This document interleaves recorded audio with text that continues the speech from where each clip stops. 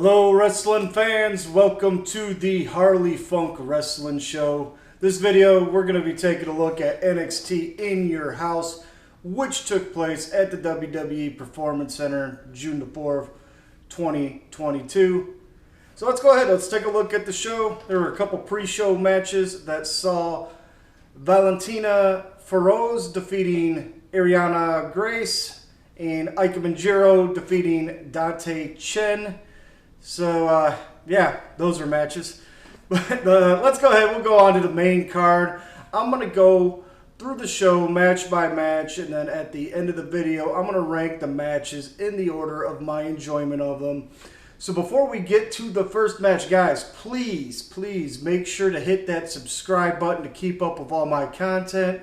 And if you end up liking this video by the end, please just let me know by hitting that thumbs up button. But here we go. Let's go on to the opening match, which saw the family, Tony D'Angelo, Channing Stacks Lorenzo, and Troy Two Dimes Donovan, defeating Legado del Fantasma, which of course is Santos Escobar, Cruz del Toro, and Joaquin Wilde in 12 minutes and 45 seconds. And you know what? This was a hot opener. I really think Legado del Fantasma is ready to be called up to the main roster. Currently, I kind of find them to be one of the brighter spots of NXT 2.0. Santos Escobar in particular, I believe, is going to end up doing great on either Raw or SmackDown. It's been kind of a slow process, but I'm finally starting to dig Tony D'Angelo's shtick. I'm still on the fence on Stacks and Two Dimes, though. But anyway, like I said, this was a hot opener. The crowd was totally invested in the match. They were loud, which added to the atmosphere. I absolutely loved Del Toro and Wilde. They hit a double plancha to the outside of the ring that looked great in this match. And the family, they pick up the win here. And now Legado del Fantasma has to join the family.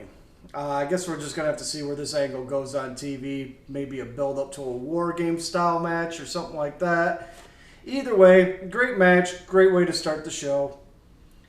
Your second match is going to be the NXT Women's Tag Team Champions, Toxic Attraction. That's Gigi Dolan and JC Jane beating Katana Chance and Kaden Carter. Match time 9 minutes and 1 second.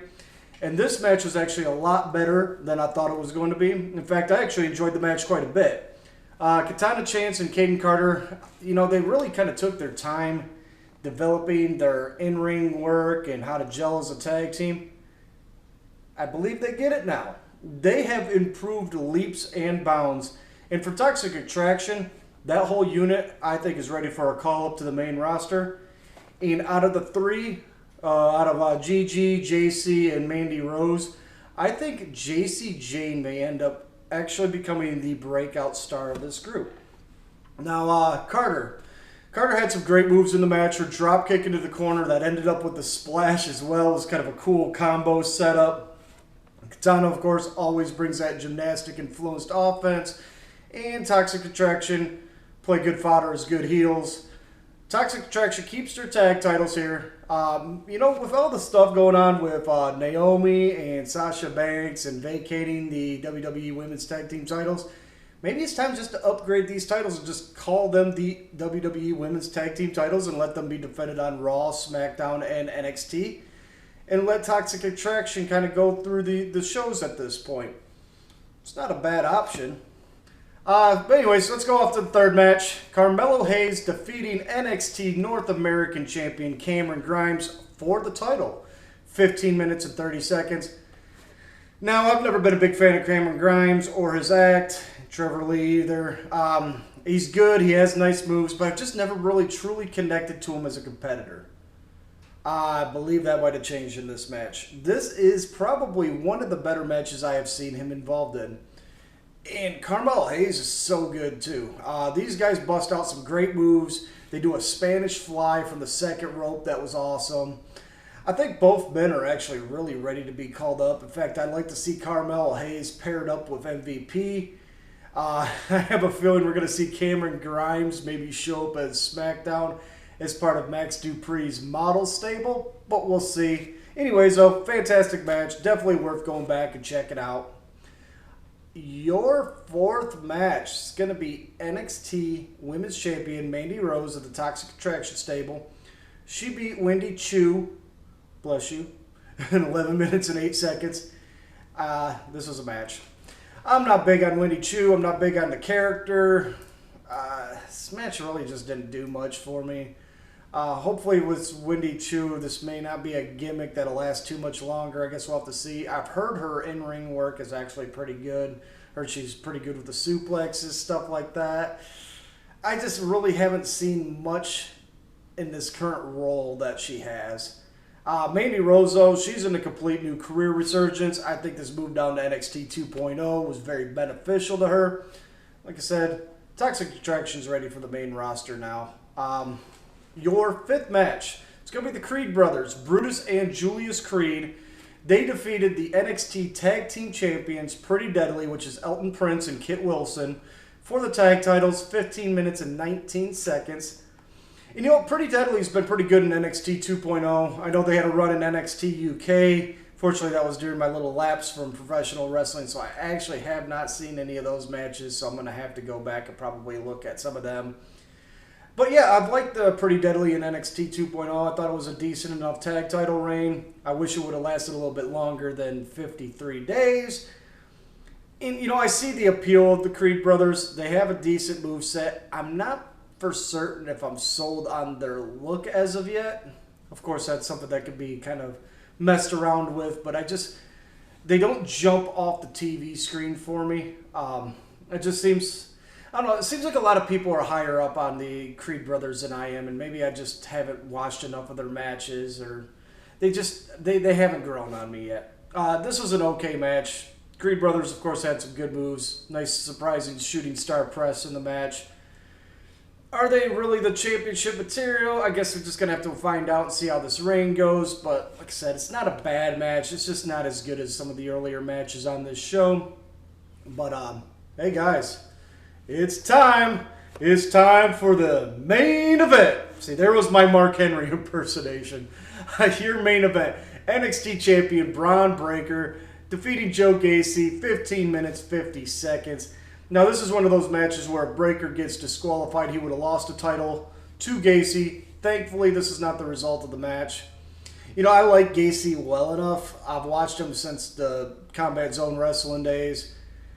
This character is in NXT 2.0. Kind of feels like dollar store Bray Wyatt to me still. At least, you know, if anything, you got to look at the storyline. It's teaching both him and Braun Breaker character work, which will, of course, be very beneficial to them once they get eventually called up to the main roster, which I believe, especially in Breaker's case, it will happen. Because Braun, he's so damn good.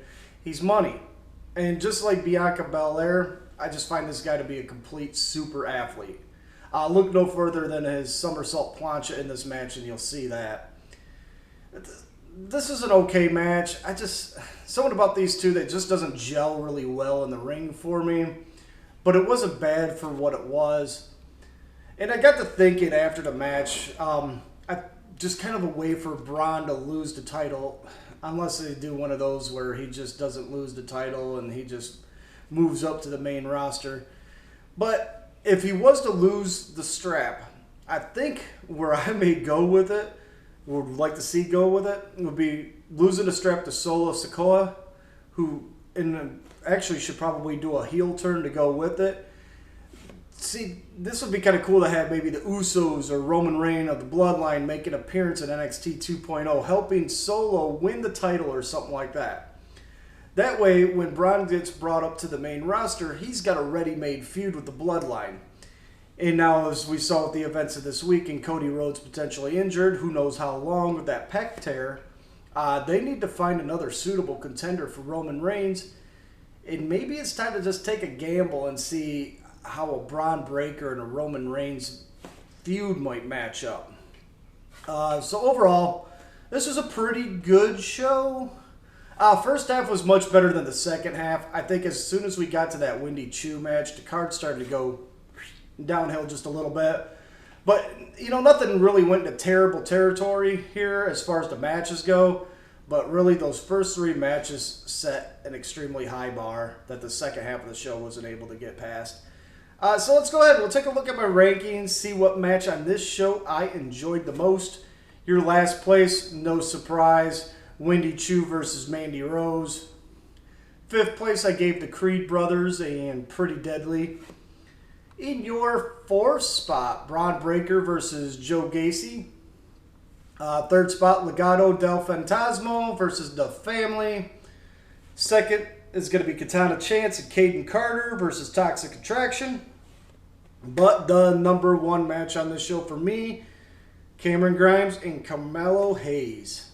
So guys, thanks for taking the time to check this video out. Please, again, hit that subscribe button if you'd like to keep up with all the content that I'm going to be putting out. If you like the video, go ahead and give me one of those thumbs up.